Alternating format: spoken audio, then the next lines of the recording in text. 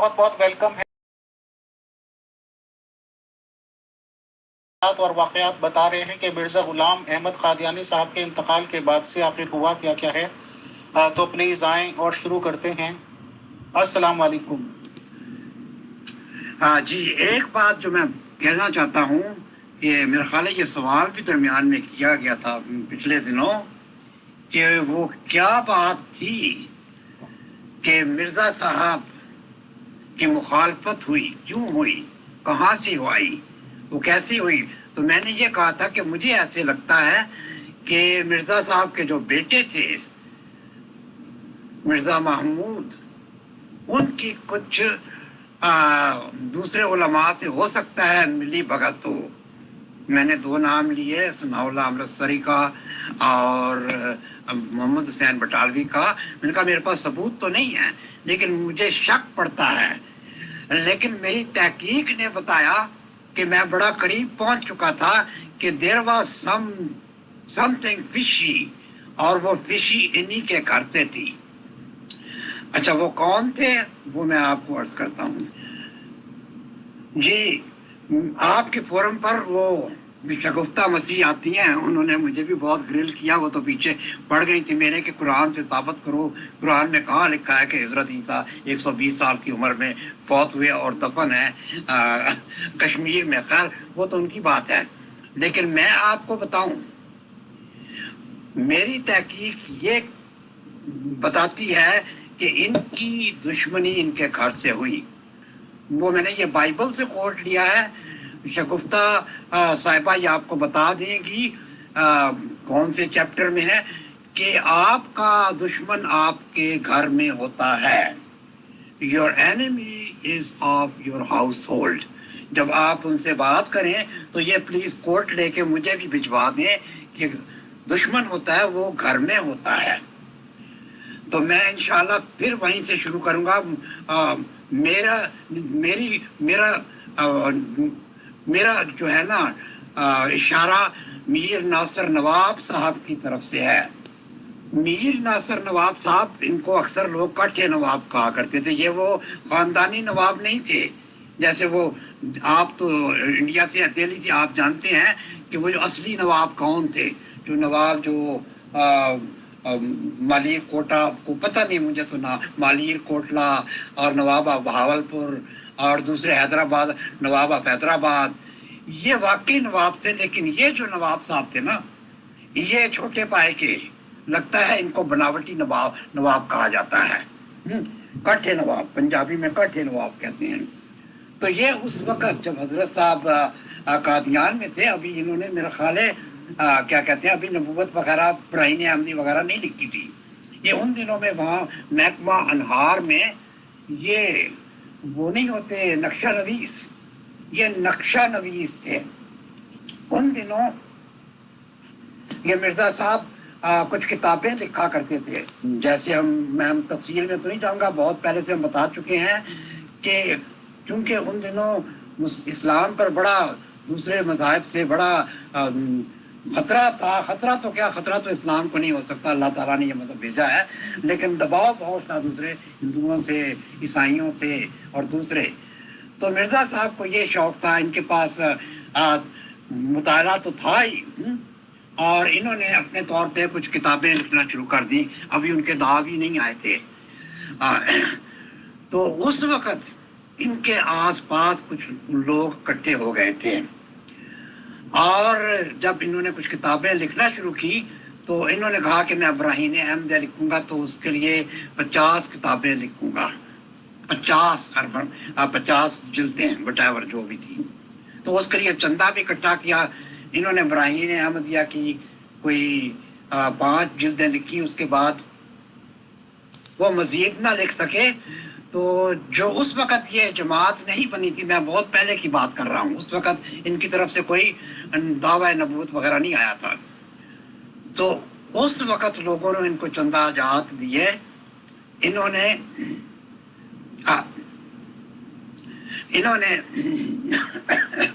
جی تو انہوں نے کتابیں لکھنا شروع کی، لیکن جو وعدہ کیا تھا وہ پورا نہ ہو سکا. لہذا وہ لوگ जिन्होंने पैसे इनको दिए थे उन्होंने मुतालबा शुरू कर दिया कि आपने तो कहा था कि मैं 50 किताबें लिखूंगा लेकिन 5 लिख के आप फारग हो गए हैं। तो इन्होंने कहा जी 5 और 50 में सिर्फ 0 का फर्क है। लेकिन वो लोग फिर इनको गालबन मुझे बताया गया वो अदालत तक ले जाना चाहते थे। और उस दिनों उस वक्त इनके ताल्लुकात हकीम नूरुद्दीन साहब से भी हो चुके थे, क्योंकि हकीम नूरुद्दीन साहब ने भी जब इनके बारे में पढ़ा कि एक शख्स ऐसा है वो कादियान में है और वो इस्लाम का दफा करता है, तो वो आए। उस वक्त हकीम नूरुद्दीन वहाँ थे, क्या कहते हैं, आज़ाद कश्मीर में, महाराजा कश्मीर के वो थे, जाती तबीब थे। तो आए तो बहरहाल इन्होंने देखा ये मिर्ज़ा साहब बड़े खलूस से बातें कर रहे हैं, काम कर रहे हैं इनकी भी, और नूरुद्दीन खुद भी बहुत बड़े आलम थे। तो लेकिन उस वक्त कहते हैं कि मिर्ज़ा साहब क्योंकि वादा करके वो पूरा ना हो सका तो बड़ा मुश्किल हो गया था। वो लोग इनके खिलाफ थे, इन पर कानूनी चाराजोई करना चाहते थे। खैर हकीम नूरुद्दीन ने यह किया कि मिर्ज़ा साहब को कहा कि आप फिक्र न करें, आपके जितने पैसे हैं वो हम इनको वापस कर देते हैं। तो जी ये हकीम नूरुद्दीन की मेहरबानी थी कि उन्होंने मिर्ज़ा साहब को का जितना पैसा था जो इन्होंने ले लिया था और काम मुकम्मल नहीं किया था, वो पैसा उन्होंने उन लोगों को वापस कर दिया। इस तरह हजरत साहब की अदालत में जाने से जान छूट गई। तो ये तो एक बात थी।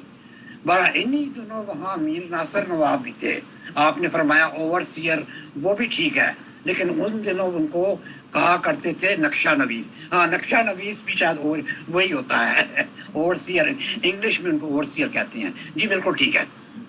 अच्छा, इनके घर इतने लोग इकट्ठे हो गए थे कि मीर नासिर नवाब, उन्होंने भी इनको देखा, ये शायद कादियान के उस एरिया में रहते थे। उन्होंने देखा ये बंदा है, गुमनाम सा बंदा है।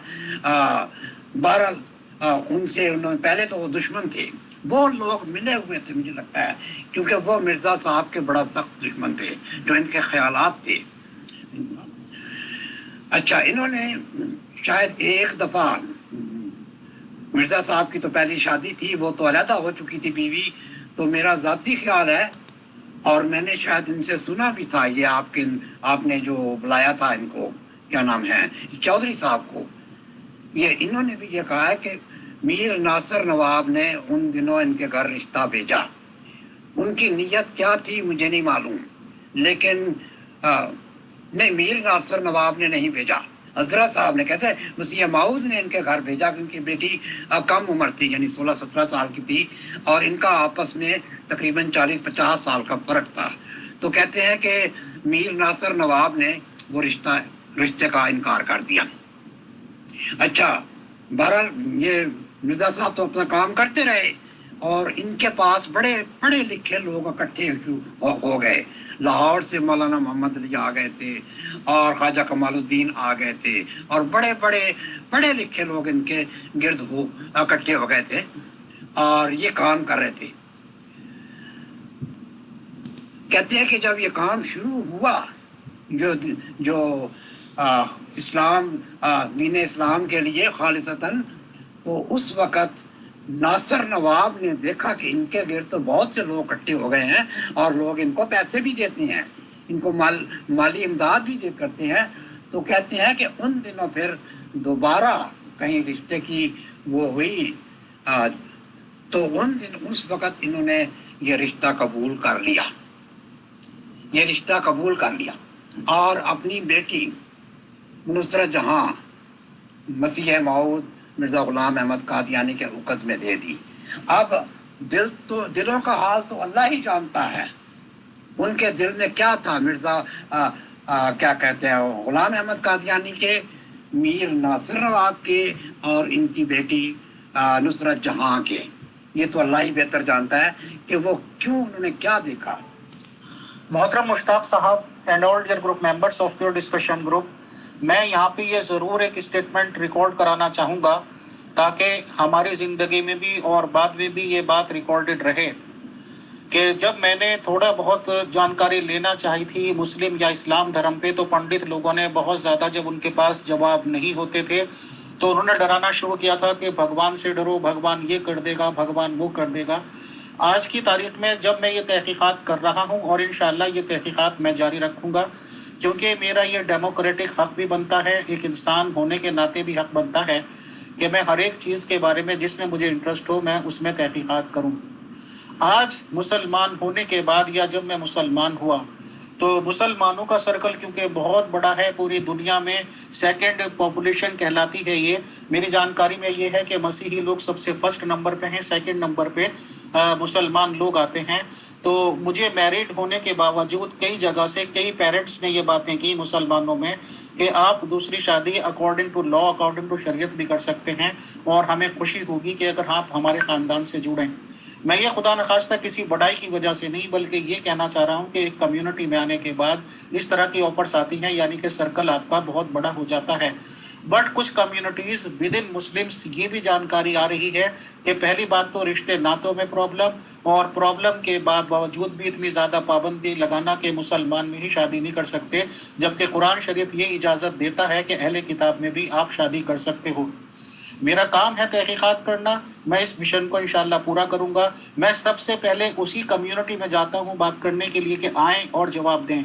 और अगर कोई भी कम्युनिटी ये कहे कि जी पहले हमारे में शामिल हो जाओ, तो ये उसकी बेजा और नाजायज़ मांग होती है। ये कोई ज़रूरी नहीं होता कि किसी के रूम में एंट्री हो जाओ फिर देखो कि इस रूम में क्या था, सांप था, सरिंडा था, बिच्छू था या नहीं था। तो बाहर से इंशाल्लाह तहकीकात करूंगा।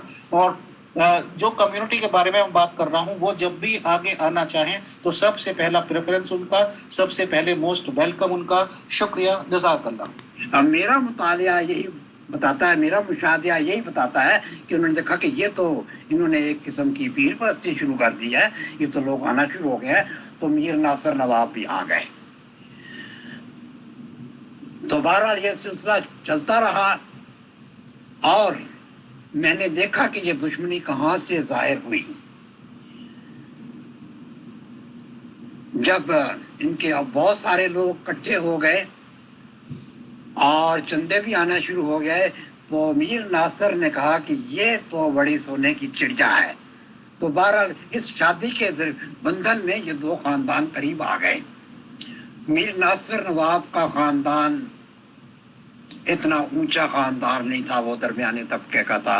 सुना है कि उस खानदान में कोई लौंडेबाजी भी हुआ करती थी। ये जो लौंडेबाजी कादियान में आई है ये नवाबों के जरिए आई है जो इनके मुरीद बन गए थे। बहरहाल मुख्तसरन मैं ये कहूँगा कि ये जब इन्होंने दावा शुरू कर दिया तो ये मीर नासिर नवाब दूसरे मुसलमानों से मिलते रहे। बेशक इनकी बैत भी हो गई थी, लेकिन अंदरून खाना ये दुश्मन थे मिर्ज़ा साहब के, और ये चाह रहे थे कि किसी तरह इनके जो इनका जो ये गद्दी है उसको संभाल ली जाए। तो ये मालूम और पता उस वक़्त लगा जब मिर्ज़ा साहब करीबुल मर्ग हो गए। जब ये मिर्ज़ा साहब लाहौर में आए हैं, इनकी वफ़ात का वक़्त आया है, तो ये किताबें बाद में लिखी गई, उस वक़्त नहीं। ये तो इनका मीर नासिर नवाब साहब की हयात नासिर से रवायत है। मैं उसका आपको कोई हवाला नहीं दे सकता, ये सब बड़े रटे हुए हवाले इन सबको पता है। उस वक़्त मिर्ज़ा साहब बड़े शदीद बीमार हो गए। कुछ लोगों के ये एतराज करना कि अमीर फैसल ने एक पर्टिकुलर कम्युनिटी के मुखालफों को इकट्ठा कर दिया है, वो उनसे मालूमात ले रहे हैं। मैं इस पे अपना पॉइंट ऑफ क्लैरिफिकेशन ज़रूर देना चाहता हूं कि ऐसा कुछ नहीं है। जब मुझे एक पर्टिकुलर कम्युनिटी से मालूमात देने के लिए कोई पर्टिकुलर मेंबर सामने ना आना चाहें, अब उनकी क्या मजबूरी हैं ये वो जाने। और मेरी जानकारी में ये बात है कि बहुत बुजुर्ग लोग, काबिल लोग, माइंडेड लोग इस तरह के मौजूद हैं जिनका ज़िंदगी का एक बहुत बड़ा हिस्सा एक पर्टिकुलर जमात में गुजरा, पर्टिकुलर कम्युनिटी, पर्टिकुलर अकीदे में गुजरा और फिर उन्होंने उसे छोड़ा। क्योंकि मैं जानता हूं कि धर्म छोड़ना, अकीदा छोड़ना कितनी बड़ी दिक्कत का सामना होता है। मैं जानता हूं, मैं ये सब चीज़ें फेस कर चुका हूं। कोई आसानी से किसी अकीदे को छोड़ता नहीं है। तो मैंने उनकी खिदमत लेना मुनासिब समझा, क्योंकि वो बुजुर्ग भी हैं और जाहिर सी बात है कि किसी का एक लम्हे का पता नहीं, ताकि ये चीज़ें रिकॉर्ड हों। رہی بات پرٹیکولر کمیونٹیز کی، پرٹیکولر ریلیجنس کی، تو وہ تو ماشاءاللہ چلتے رہیں گے، کیونکہ وہ اپنی کمیونٹی اپنے ریلیجن پہ ہیں، تو ان کے پاس تو 1 لاکھ 2 لاکھ 10 لاکھ پوائنٹ ہونے چاہیے ہمیشہ اپنے آپ کو ڈیفینڈ کرنے کے لیے، وہ کبھی بھی سامنے آ سکتے ہیں۔ شکریہ، جزاک اللہ۔ اور ایسا تھا جیسے ان کو ہیضہ سا ہو گیا ہے، تو انہوں نے میر صاحب کو بلایا اور میر صاحب کو کہا مجھے ایسے لگتا ہے کہ میں وہی لگتا ہے جو میں کہتا تھا، یعنی مجھے ہیضہ ہو گیا ہے۔ اور میر ناصر نواب صاحب نے یہ بھی کوٹ کیا کہ مجھے وبائی ہیضہ ہو گیا ہے۔ اب وبائی ہیضہ کی انہوں نے اس کی کیا بیک گراؤنڈ تھا، مرزا صاحب نے یہ لکھا تھا کہ جو جھوٹا دعویٰ کرے، وہ جھوٹا دعویٰ کرنے والا وہ خدا کے عذاب سے مرتا ہے، جیسے فالج، وبائی ہیضہ اور اس طرح سے کی کوئی بیماری۔ اور ان دنوں طاعون تھا، تو طاعون بھی ایسے ہی تھا کہ وبائی ہیضہ ہو گیا ہے یا طاعون ہو گیا ہے، یعنی جھوٹے نبی ہونے کا۔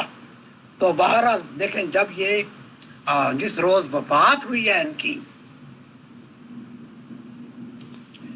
تو جی میں آپ کو یہ عرض کر رہا تھا کہ جس دن مرزا صاحب کی وفات ہوئی، مرزا صاحب کی وفات احمدیہ بلڈنگ میں ہوئی، جو کہ برانڈرتھ روڈ پہ تھا، اور احمدیہ بلڈنگ کے بالکل سامنے احرار جماعت کا دفتر بھی تھا۔ تو جب یہ ان کی وفات ہوئی، یہ میر ناصر نواب صاحب بھاگے گئے ان احرار جماعت کو بتانے کے لیے کہ مرزا صاحب فوت ہو گئے ہیں۔ اتنی بات تھی کہ وہ جتنے جو لوگ تھے وہ بڑی خوشی سے بھاگتے آئے اور نعرے لگاتے آئے کہ مرزا مر گیا، مرزا مر گیا، مرزا مر گیا، ٹنڈی خانے مر گیا، کیونکہ اسوں نے بتایا تھا کہ مرزا صاحب کو ہیضہ ہو گیا ہے۔ تو یہ داستان ڈاکٹر بشارت احمد نے اپنی جو انہوں نے کتاب لکھی مجدد اعظم، جس کے 3 والیوم ہے، اس میں اس کا ذکر کیا کہ جب یہ میر ناصر نواب صاحب گئے ہیں، انہوں نے جا کے ان کو خبر دی ہے کہ مرزا صاحب فوت ہو گئے جی، تو وہ تو بھاگے آ گئے۔ انہوں نے کہا کہ ان میں ایک ٹنڈا سا بھی لڑکا تھا، وہ بھی ٹنڈی بازو کھڑا کر کر کے یہ نعرے لگا رہا تھا کہ مرزا مر گیا، مرزا ٹٹی خانے میں مر گیا، مرزا ٹٹی خانے میں مر گیا۔ بہرحال ایک تو یہ تھا، یعنی یہ ان کی دشمنی تھی مرزا صاحب کی، اس روز نکلی جس دن ناصر نواب نے جا کے ان کو شکایت لگائی، ان کو کہا، ان کو یہ خبر دی کہ مرزا صاحب فوت ہو گئے ہیں۔ دوسرے جو دشمنی ظاہر ہوئی وہ ان کی اپنی بیوی نصرت جہاں سے۔ وہ کیسے ہوئی وہ میں بتاتا ہوں۔ یہ کہانی سیرت المہدی میں لکھی ہوئی ہے، بہت زیادہ یہ کوٹ کرتے ہیں کہ دیکھو جی جس روز ان کی حالت بڑی خراب تھی، وہ ساری کہانی ان کو پتا ہے کہ مرزا صاحب کو ایک دست آیا، پھر دوسرا دست آیا، پھر تیسرا دست آیا، پھر ساری پھر ان کا کہتے ہیں کہ وہ پہلے تو جا سکتے تھے بیت الخلاء پہ، لیکن اس کے بعد ہم نے چارپائی پہ ہی بندوبست کر دیا تھا۔ تو کہتے ہیں 3-4 دست آنے کے بعد وہ اٹھے، ان کا سر ٹکرایا اور پھر ان کی وفات ہو گئی۔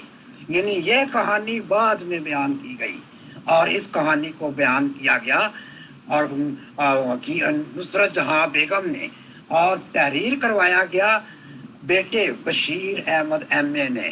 تو ایسی کہانیاں بتاتی ہیں، ایسی سٹوریز بتاتی ہیں کہ مرزا صاحب کے دشمن باہر سے نہیں تھے، مرزا صاحب کے دشمن اپنے گھر میں تھے۔ اور آپ نے دیکھا ہے کہ سب سے بڑا دشمن گھر میں مرزا محمود نکلا، جس نے کہ مرزا صاحب کے عقائد ہی بدل کے رکھ دیے۔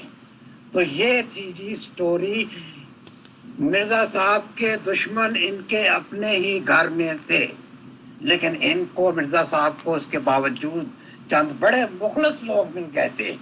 وہ مخلص لاہور سے تھے، وہ مخلص ان کو ان کے بارے میں الہامات بھی ہوئے تھے۔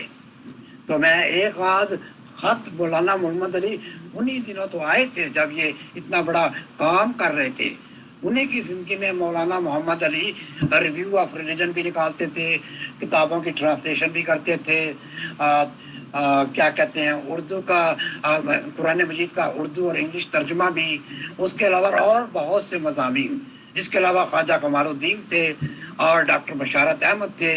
ये सारे वो पढ़े लिखे दो लोग थे जो मिर्ज़ा साहब के साथ मिल गए, और इन सब में सबसे ज़्यादा पढ़े लिखे ये हकीम नूरुद्दीन थे लोग। इनके न सिर्फ उम्र की वजह से बल्कि इल्म की वजह से भी कदर करते हैं। तो जब अब ये देख लें कि घर के दुश्मनों ने कैसी कैसी कहानियां बनाई।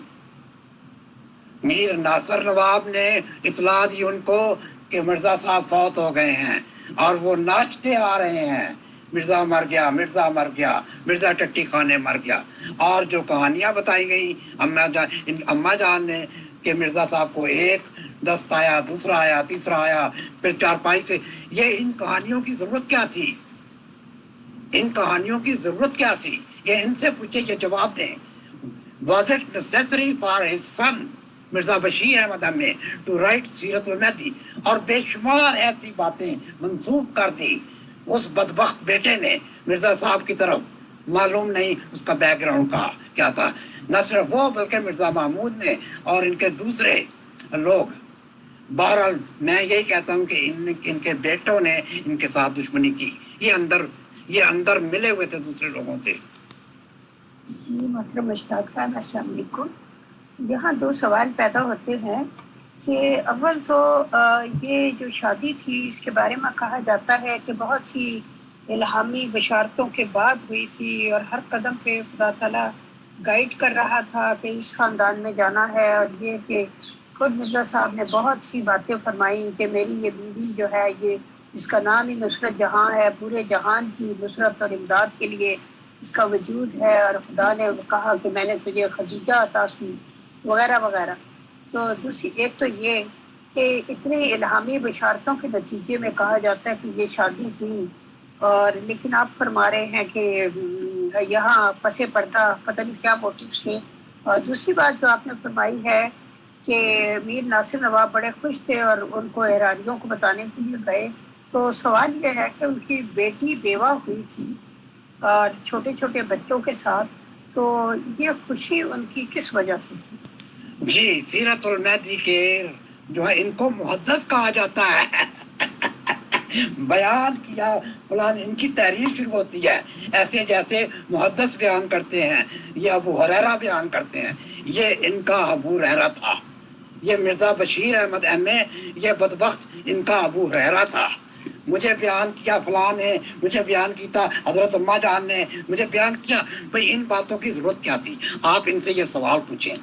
इन्होंने जो मसख किया है चेहरा, बाहर से लोगों ने मसख नहीं किया, वो तो बाहर से थे, उनको क्या पता घर में क्या हो रहा है, उनको क्या पता मिर्जा साहब फौत हुए हैं, कहाँ पर हुए हैं,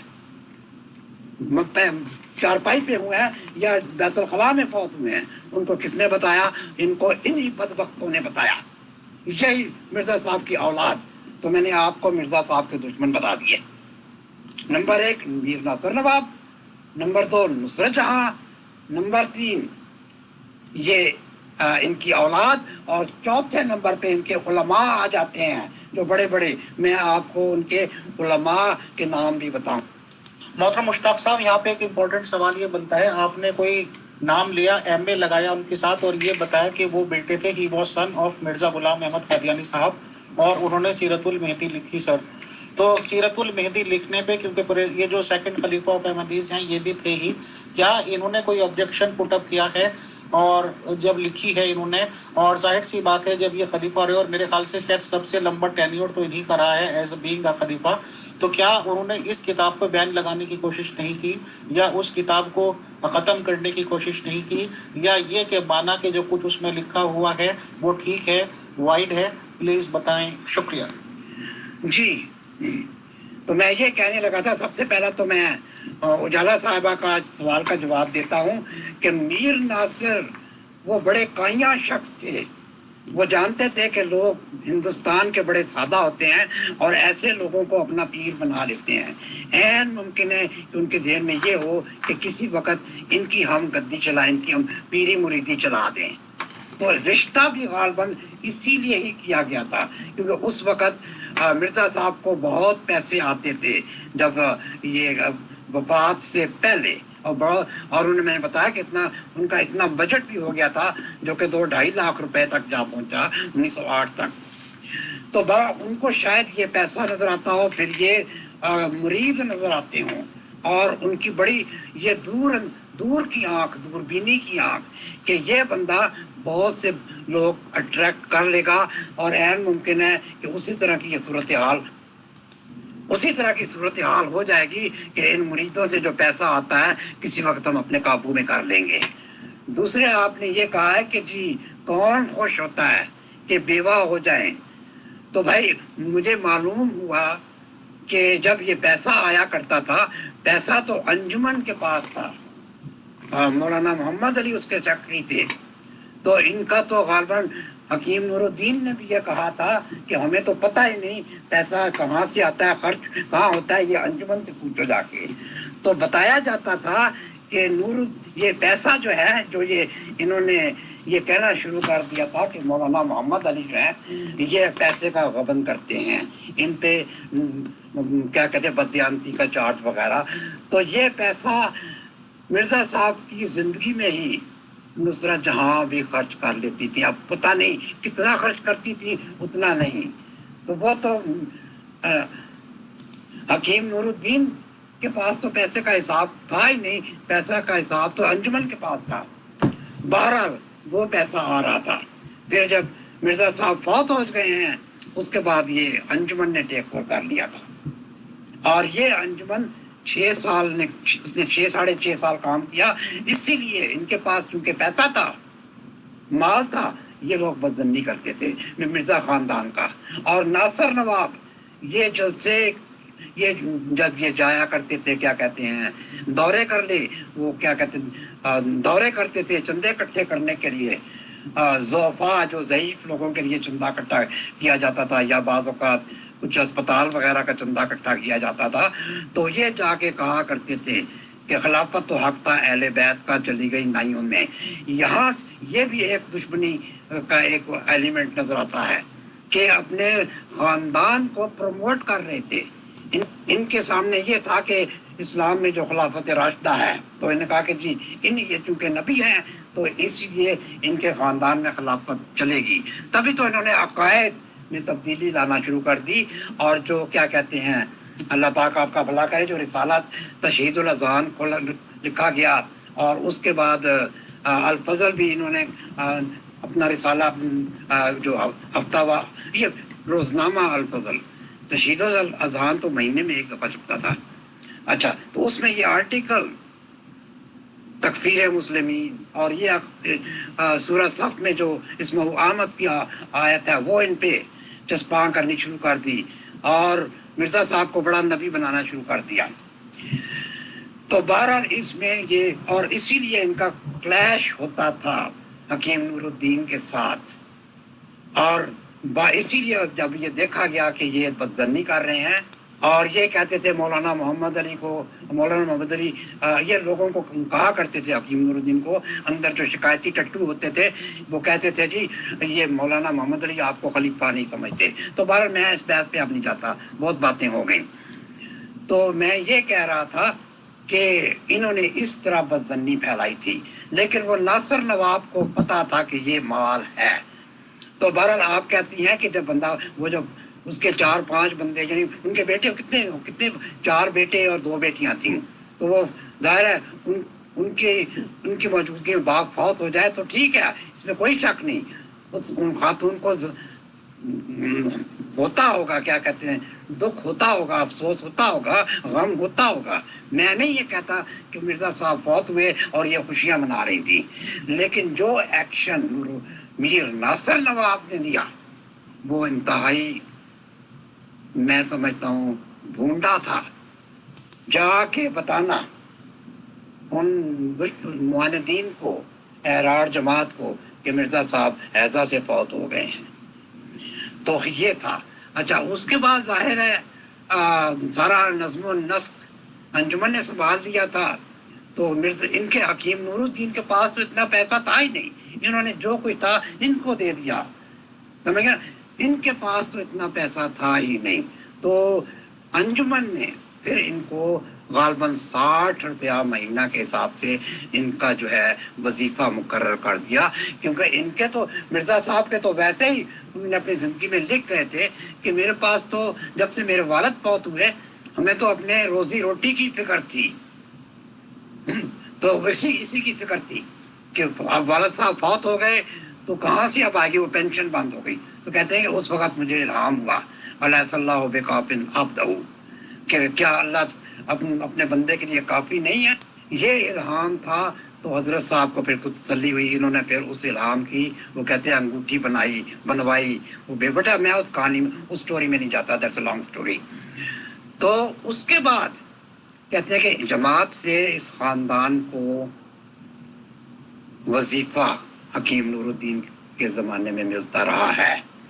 اب ان کو پتا تھا کہ جماعت کے پاس تو مال بے شمار ہے اور میر ناصر نواب تو جو پلانر تھے اس کے وہ اپنے نواسے مرزا محمود کے ساتھ آئندہ جو پروگرام بنا رہے تھے آئندہ پلان بنا رہے تھے کہ اب ہم نے کیسے گدی کو گریب کرنا ہے. تو میں نے آپ کو کہانی بتا دی کہ کس طرح انہوں نے انصار اللہ پارٹی بنائی لڑکوں کی ان کے حوالے کیا وہ ڈنڈا بردار جو تھے اور پھر تشہید و اذہان میں بچوں میں وہ برین واشنگ کی.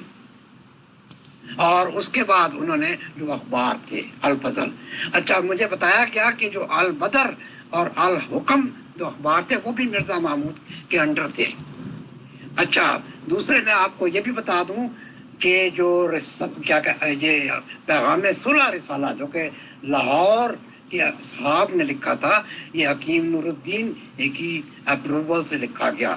یہ جولائی 1913 میں یہ جاری ہوا اور سب سے پہلا شمارہ جو پیغام صلح کا تھا حکیم نور الدین نے پہلا شمارہ یعنی پہلی کاپی 5 روپے دے کے خریدی.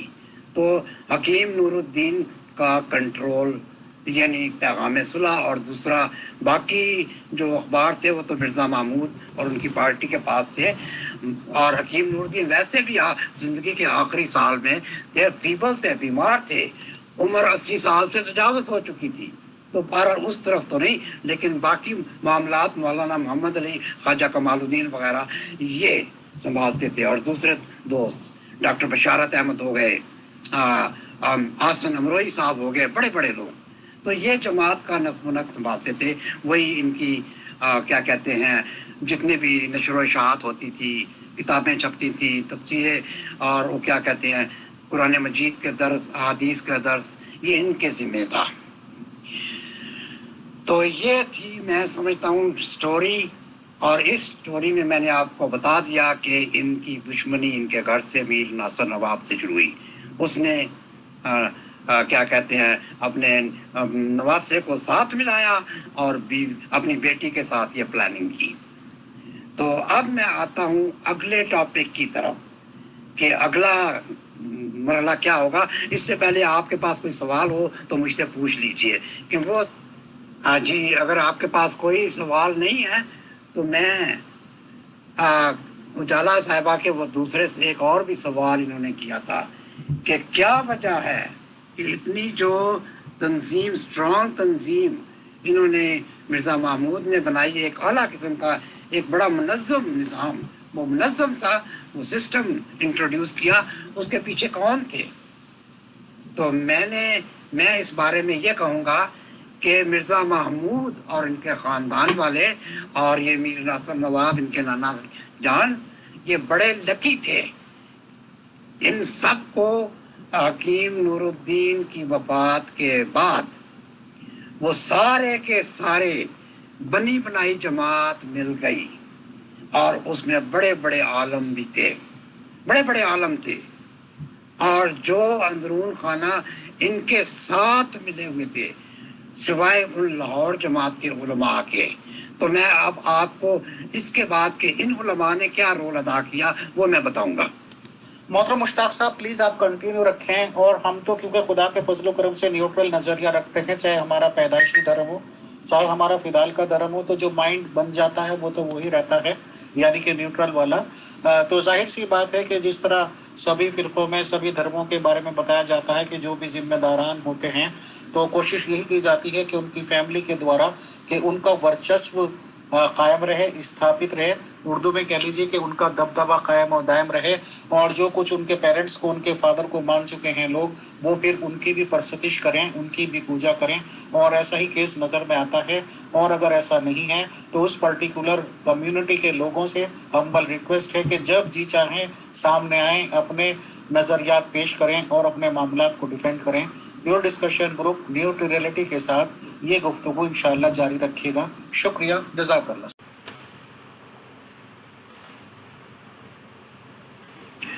तो जी मैं कह रहा था कि इनको तो बनी बनाई जमात मिल गई हकीम नूरुद्दीन की वफात के बाद। वो सारे लोग, अगरचे उनमें बाज ऐसे थे जो अंदर अंदर से हकीम नूरुद्दीन और उनकी मूवमेंट को पसंद नहीं करते थे, वो अंडरग्राउंड दुश्मन थे, जो कि कहते थे, जो कि ये इनको ये बताया करते थे कि मिर्ज़ा साहब ने तो नबूवत का दावा कर दिया, ये जो इस्माऊ अहमद है वाली आयत है जो मिर्ज़ा ग़ुलाम अहमद कादियानी पर चस्पा होती है, ये उनका, और दूसरे जो इनको नहीं मानता वो काफर, वो जो मुसलमान मिर्ज़ा साहब की बैत में नहीं आता वो काफर, पक्का काफर दार है, और भी शुमार। तो वो लोग सिवाय चंद के बाकी ये जमात एक मुत्तहिद थी उस वक़्त, हज़रत साहब की अकीदत की वजह से, और न सिर्फ हज़रत साहब की अकीदत की वजह से बल्कि हकीम नूरुद्दीन का भी मर्तबा इतना था वहाँ उस एरिया में। ऐसे लोग कहा, जब इन्होंने मुजद्दद होने का दावा किया, बयान किया मिर्ज़ा ग़ुलाम अहमद कादियानी ने, तो लोग हकीम नूरुद्दीन को कहा करते थे कि अगर आप मुजद्ददियत का दावा कर दें तो हम आपको कबूल कर लेंगे। शायद उनको इतना उतना ईमान उन पे मिर्ज़ा ग़ुलाम अहमद कादियानी पे नहीं था जितना कि हकीम नूरुद्दीन पर था। यानी इस हद तक भी कि अगर आप ये दावा करें कि आप मुजद्दद हैं, और ये वाकई एक वलीउल्लाह किस्म के थे, इनके दर्स तदरीस बहुत दूर दूर सुनाए कर जाते थे, इनकी बहुत मशहूरी थी, लोग बाहर से आकर इनके दर्स कुरान सुनते थे, दर्स अहादीस सुना करते थे। तो बहरहाल उनका ये था। तो इसके इनके साथ इनकी टीम में बड़े बड़े उलमा, ज़्यादातर लाहौर से, मैंने नाम दे दिए। इसी तरह कादियान से भी ऐसे थे जो कि बड़े पढ़े लिखे थे। मैं एक और नाम आपको पेश कर देता हूँ जो मेरे ज़हन में आते जाएंगे। मलिक ग़ुलाम फरीद साहब, ये भी हज़रत साहब के क्या कहते हैं मसीह माऊद के साथियों में से थे। ग़ुलाम फरीद साहब ने बाद में क्या कहते हैं English translation of Holi Quran, और उसके बाद ये क्या कहते हैं जब ये तफसीर सगीर और तफसीर कबीर लिखी जा रही थी, उस वक़्त मिर्ज़ा महमूद ने कमेटी बनाई थी जिसमें ये उलमा शामिल थे, मलिक ग़ुलाम फरीद साहब, मिर्ज़ा बशीर अहमद एम.ए. साहब, अबुल मुनीर नूरुल हक पावा और एक दो और, जो कि एक एक करके सारे फौत हो गए, लेकिन आखिर में मलिक ग़ुलाम फरीद साहब रह गए थे।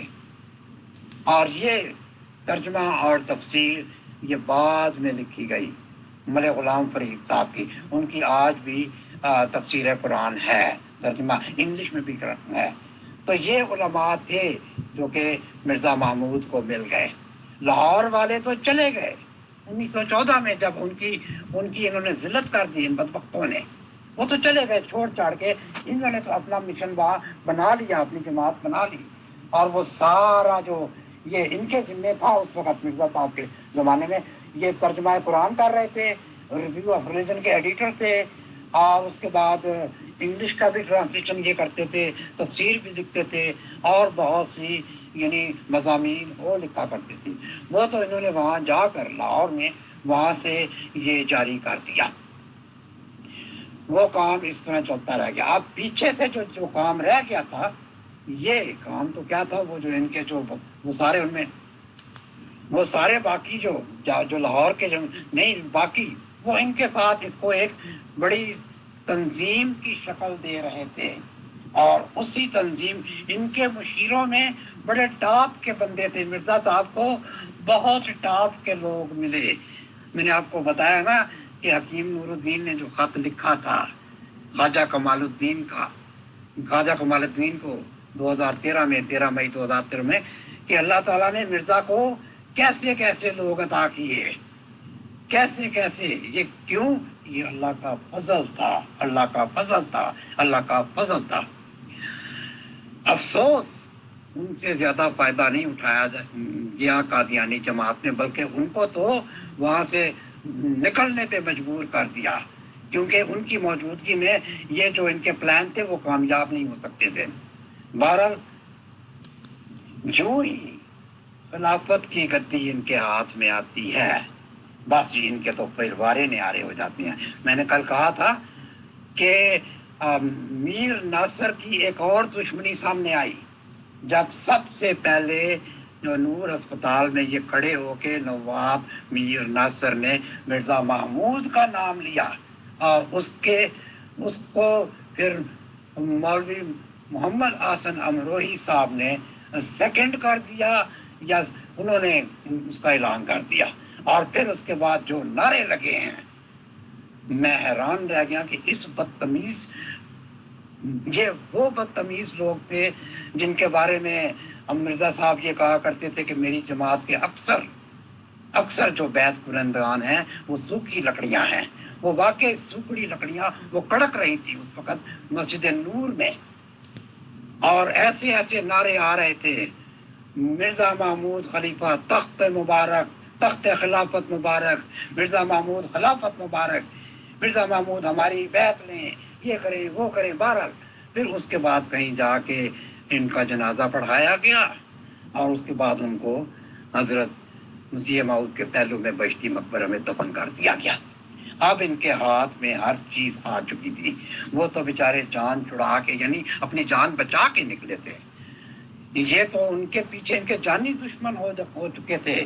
مولانا محمد علی کے خلاف اس قدر نفرت پھیلائی گئی، لاہور جماعت کے خلاف اس قدر نفرت پھیلائی گئی. میں کسی وقت آئندہ، اور وہ اگر میں نے شروع کر دیا تو یہ ٹاپک بہت لمبا ہے کہ کس قدر نفرت انگیز انہوں نے خطبے مولانا محمد علی کے خلاف دیے، انہوں نے خطبے حکیم نور الدین کی اولاد کے خلاف دیے، انہوں نے خطبے دیے خواجہ کمال الدین کے خلاف. تو یہ وجہ تھی کہ قادیانی جماعت میں لاہوری جماعت کے خلاف ایک نفرت پھیل چکی تھی. یہ سمجھتے تھے کہ شاید جو لاہوری جماعت والے ہیں وہ کوئی کیا کہتے ہیں، کوئی بغاوت کرنا چاہتے تھے، کوئی اپنا نظام نیا لانا چاہتے تھے، نور الدین مرزا محمود کی مسیح موعود کی اولاد کو نیچا دکھانا چاہتے تھے. حالانکہ ایسی کوئی بات نہیں.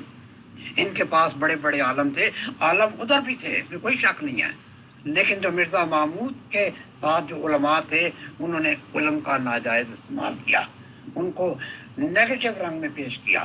سیرت المہدی آپ کے سامنے ہے، حیات نور آپ کے سامنے ہے، حیات ناصر آپ کے سامنے ہے، اور ذکر حبیب آپ کے سامنے ہے.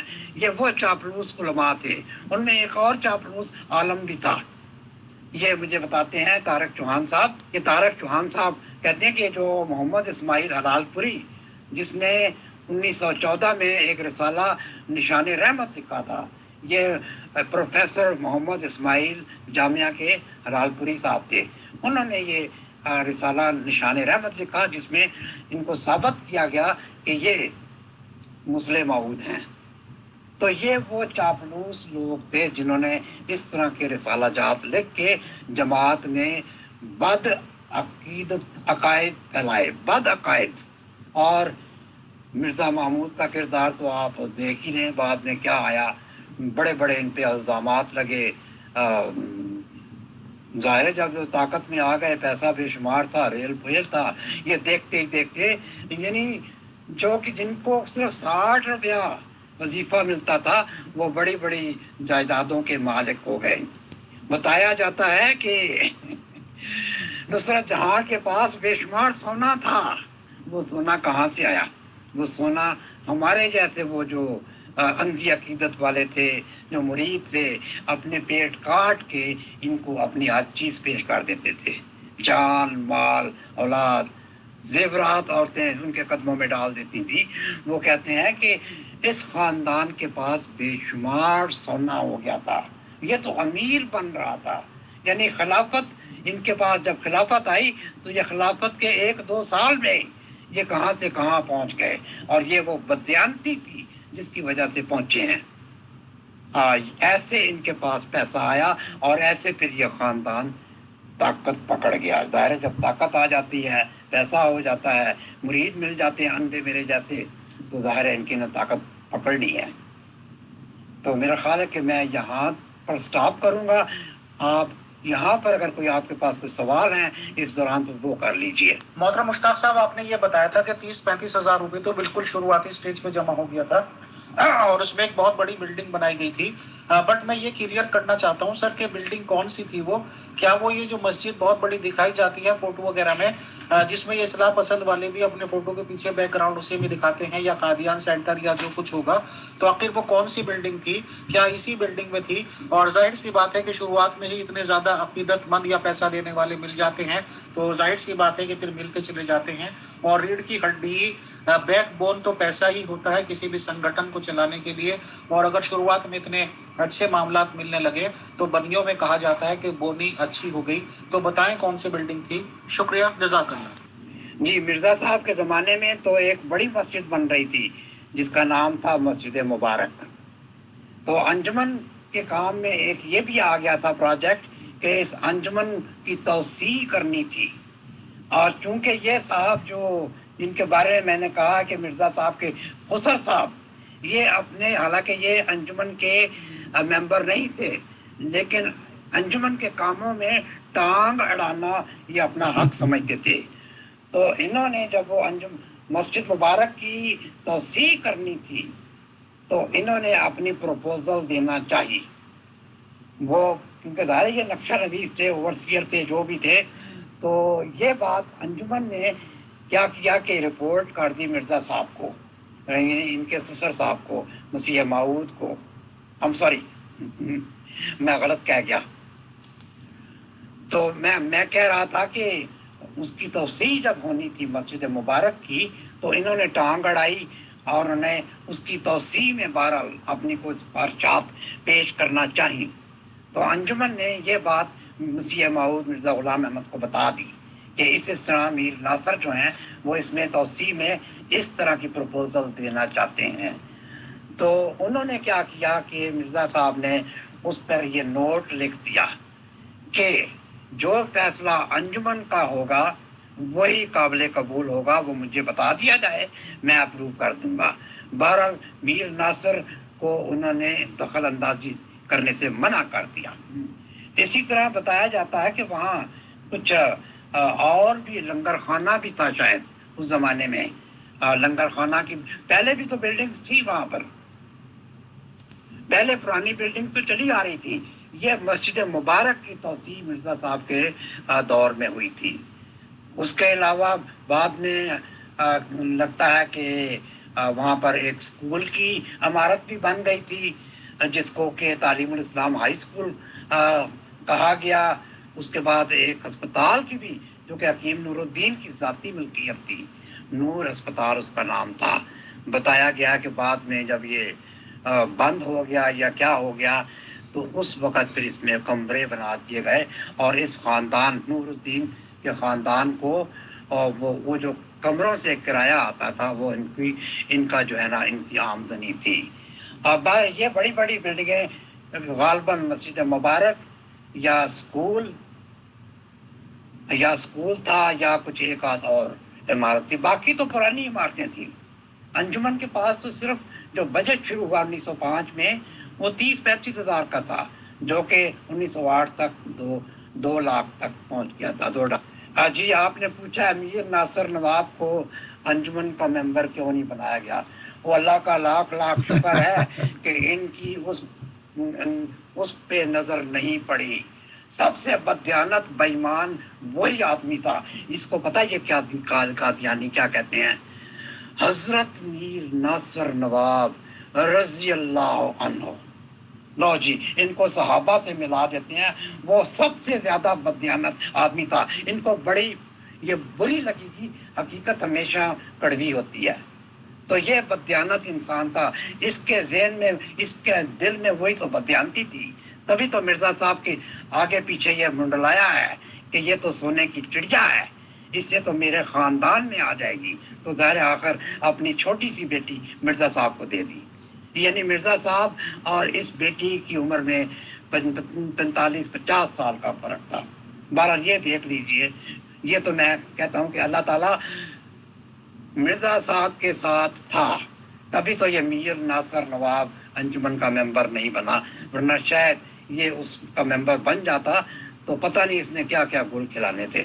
آپ جانتے ہیں کہ ہمارے جو یہ انڈیا میں بھی یہ ہوتا ہے، پاکستان میں بھی ہوتا ہے کہ یہ جو محکمہ انہار کے لوگ ہوتے ہیں نا، یہ بڑی بڑی رشوتیں لیتے ہیں.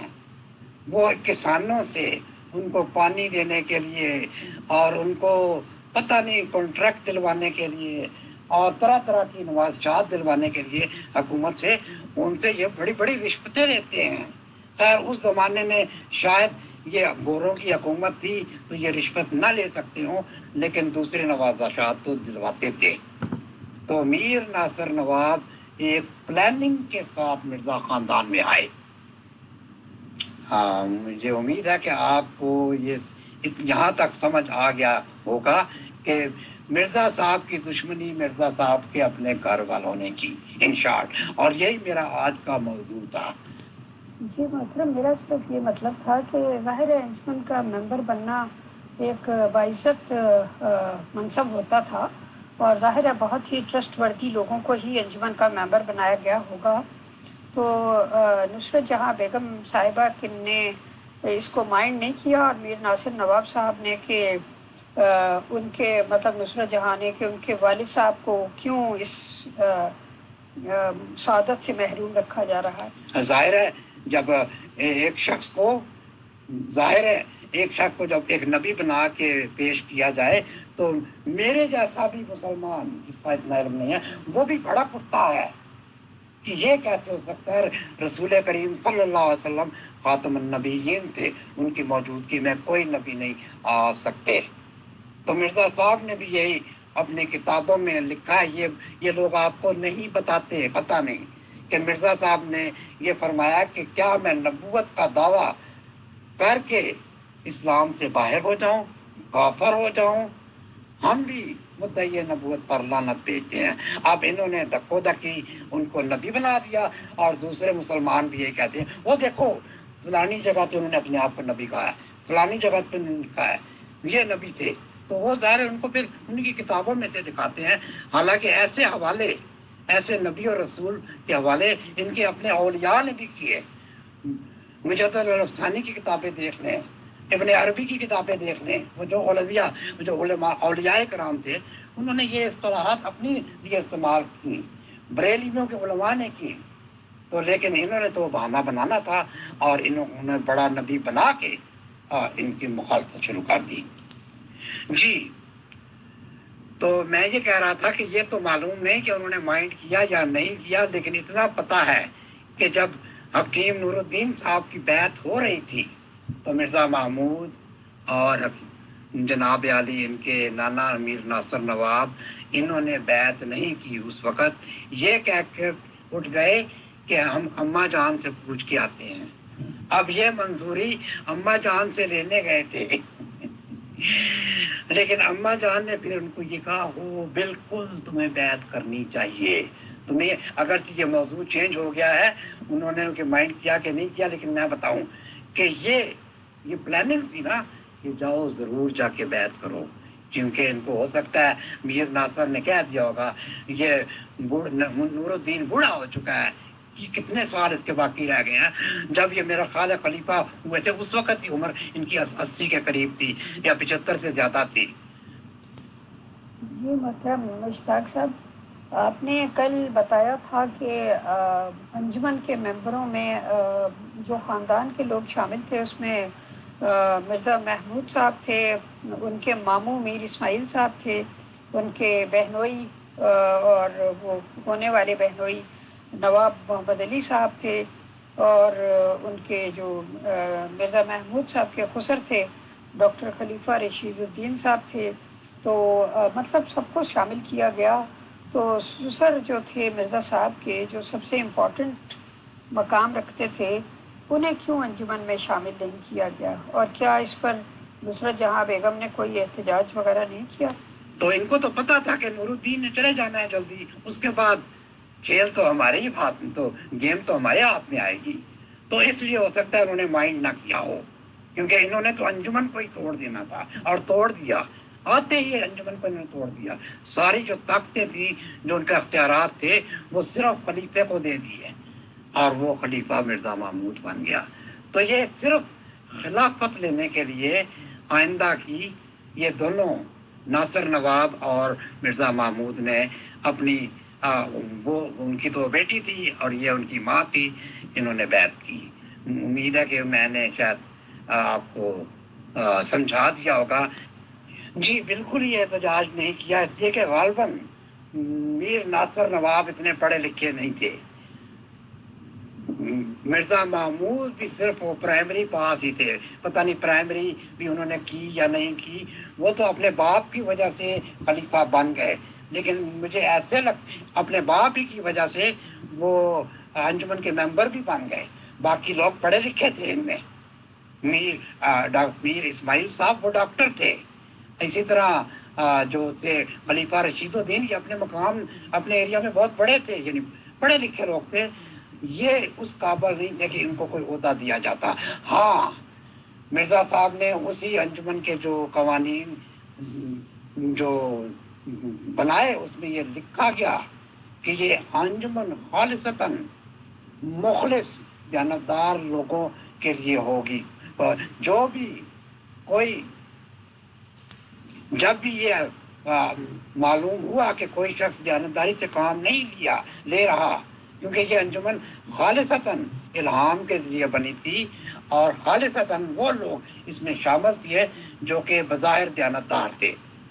اور اسی لیے آپ نے یہ شرط بھی لکھ دی اس میں کہ اگر کوئی اس دوران انجمن کے کسی ممبر میں کوئی بددیانتی دیکھتا ہے یا کوئی ممبر بددیانتی سے کام لیتے ہیں تو ان کو یہ انجمن فوراً نکال سکتی ہے، اور نکال دے، بلکہ ان کی جگہ پارسا لوگ لائیں، ان کو یہ ممبر بنائیں.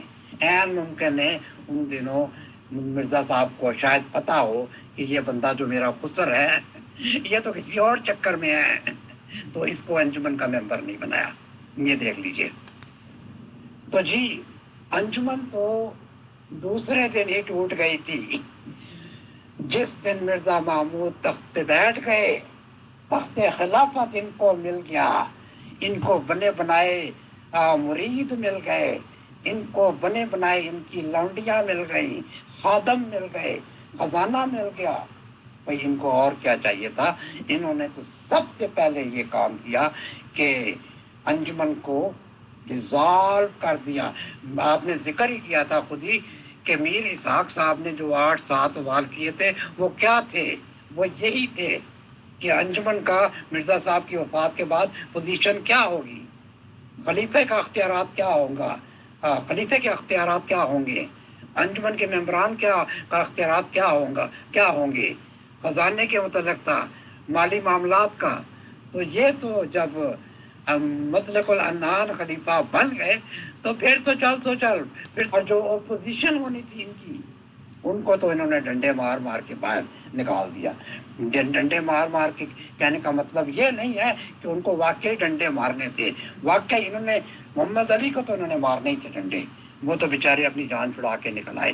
تو وہ جو دیانتدار لوگ تھے وہ تو لاہور والے وہ تو چلے گئے، پیچھے یہ مل گئے، ان کے ہاتھ میں وہ سب کچھ آ گیا. اب یہ شاہی کریں، سفیدی کریں، جو مقصد جو مرضی کریں، تو یہ ان کے ہاتھ میں خلافت تھی. اسی لیے خلیفہ جو ہے وہ مطلق العنان تھا، ہر چیز کا کنٹرول تھا.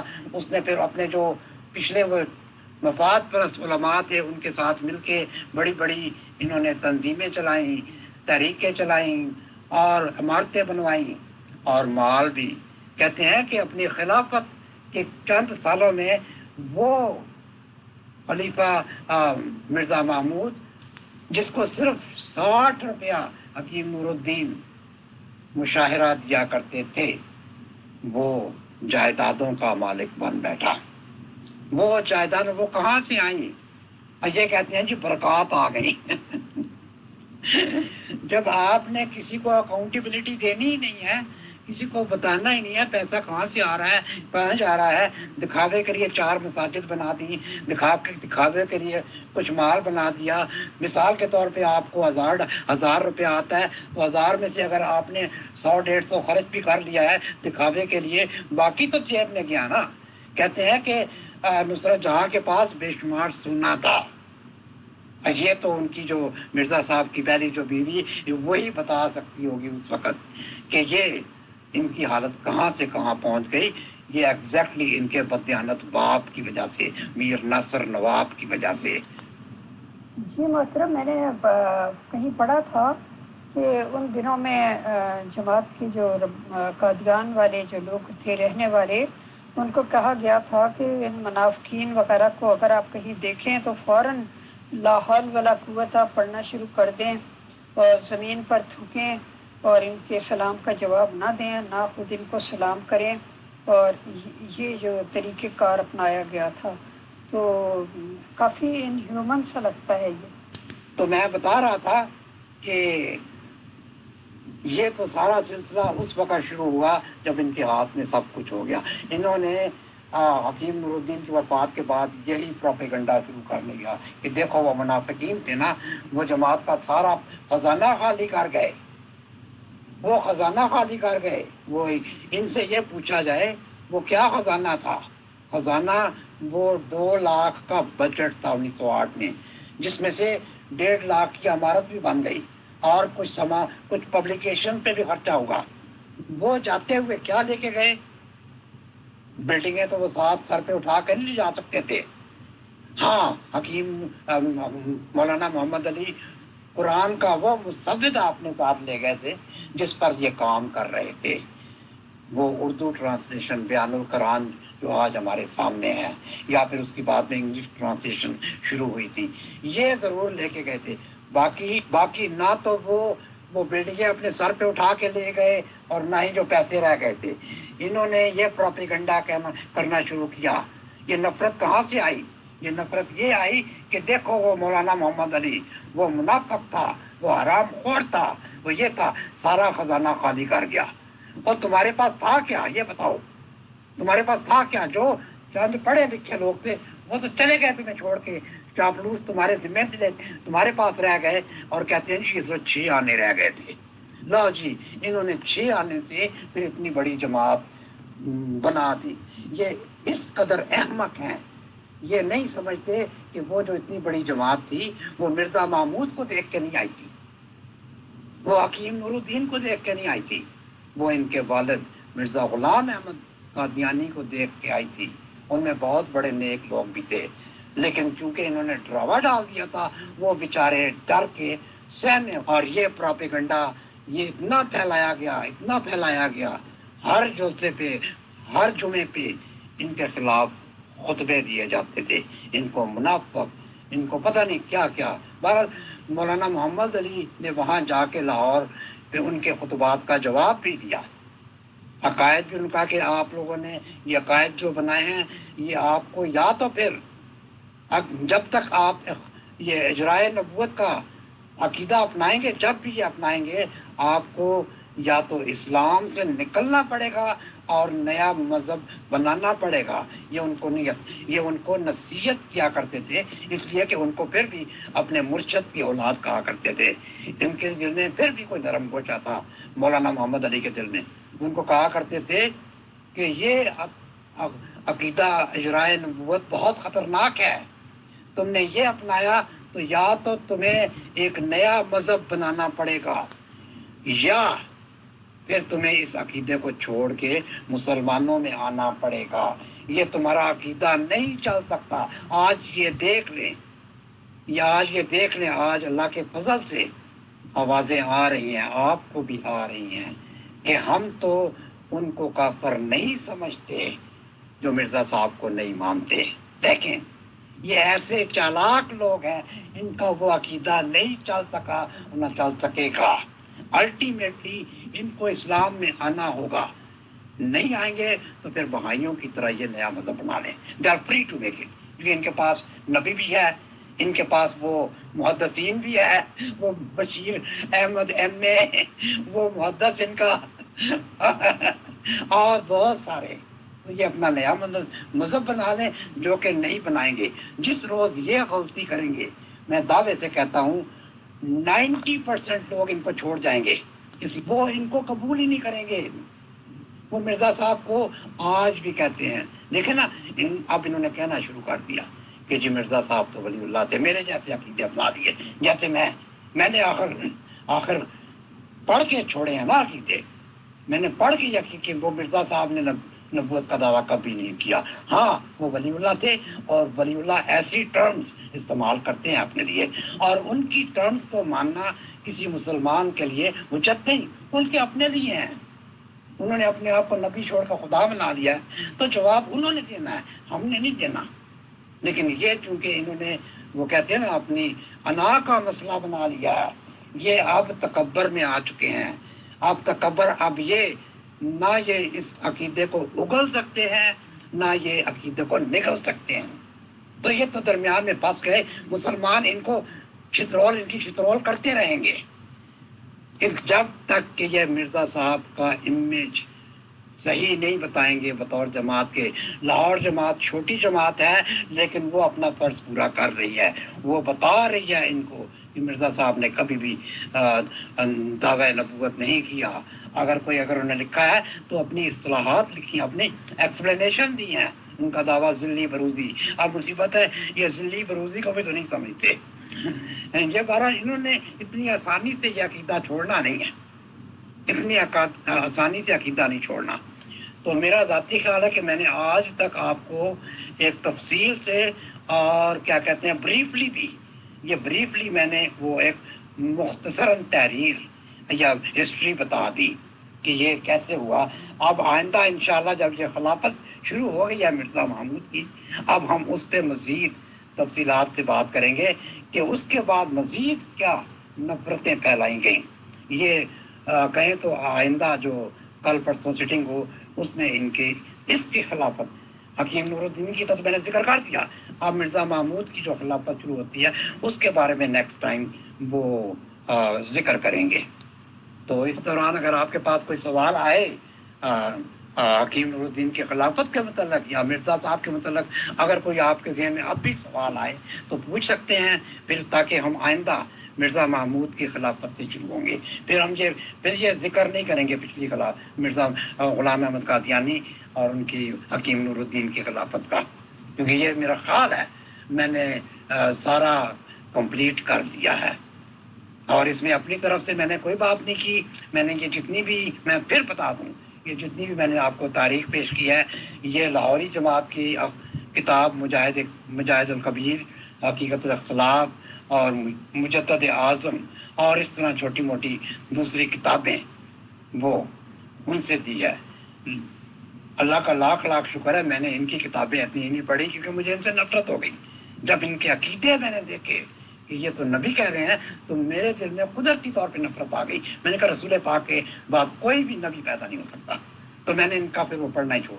اول تو میں اتنا پڑھتا بھی نہیں تھا، لیکن اگر یہ تھا تو شکر ہے خدا کا کہ جس نے مجھے ان کی اس زہریلی تحریروں سے بچایا، ورنہ میں بھی شاید آج ان کو نبی اور رسول اللہ سے بھی بڑھ کے کہتا جس طرح یہ بتاتے ہیں. تو بہرحال شکر ہے خدا کا، اللہ پاک نے میری گائیڈنس کی، اور میں اب میرا ضمیر بہت صاف ہے کہ میں ختم نبوت پر پورا ایمان رکھتا ہوں. میرا خیال ہے اس سے زیادہ اور میں آپ لوگوں کو کیا جی سر، اگر کوئی اور سوال ہو اجالا صاحبہ کی طرف سے یا آپ کی طرف سے تو آپ، ابھی میں یہی ہوں، آپ مجھ سے پوچھ سکتے ہیں. تو मोहतरम मुश्ताक साहब, बहुत बहुत शुक्रिया, बहुत जज़ाकल्लाह। काफ़ी मालूमात आपकी तरफ से इकट्ठी हो गई सर, और इंशाल्लाह ये रिकॉर्ड्स बन रहे हैं, तो मैं समझता हूँ कि आज के लिए काफ़ी सफिशिएंट है। आप भी आराम कर सकते हैं सर, आपके यहाँ तो नाइट टाइम होगा। और इंशाल्लाह नेक्स्ट सेशन हम कम कर रहे हैं, ये प्रोग्राम मैनेजर मुगल मैम से मालूम करके, और इंशाल्लाह आपको पर्सनल पे भेज के हम अनाउंसमेंट कर देंगे, या शायद अभी बता रहे हैं उनकी ऑडियो आनी शुरू हो गई है। शुक्रिया, जज़ाकल्लाह सर।